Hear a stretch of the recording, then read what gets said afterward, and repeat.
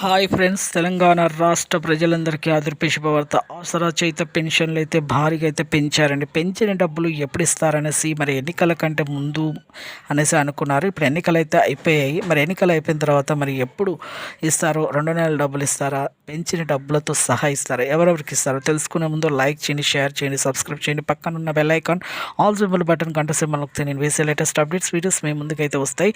ఇక పాత వారికి కొత్త వారికి ఎప్పుడు ఇస్తారో తెలుసుకుందాం. పాత వారికి అయితే వృద్ధులకి, వితంతువులకు, ఒంటరి మహిళలకు 4,000, వికలాంగులకి 6,000 2 నెలల డబ్బులు అయితే ఇక ఎన్నికలు అయిపోయిన తర్వాత అయిపోయాయి కాబట్టి ఇక జూన్లో అయితే మీకైతే 2 నెలల డబ్బులు అయితే ఇవ్వడం జరుగుతుంది.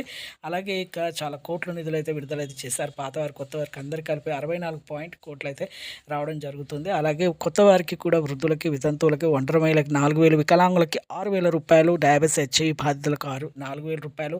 వీళ్ళందరికీ కూడా ఎంపీసీఐ లింక్ అయితే చేసుకోండి. 2 నెలల డబ్బులు అందరికీ వస్తాయి. పాత వారికైనా కొత్త వారికైనా ఎంపీసీఐ లింక్ అంటే ఏమి లేదు. Aadhaar card, phone number, Aadhaar card మళ్ళీ మీ బ్యాంక్ అకౌంట్కి లింక్ చేసుకోవడం వల్ల మీ అందరికీ కూడా వృద్ధులకు, వితంతువులకు, ఒంటరి మహిళలు, వికలాంగులందరికీ కూడా మీకైతే పాత వారు కొత్త వరకు వస్తాయి. లైక్ చేయండి.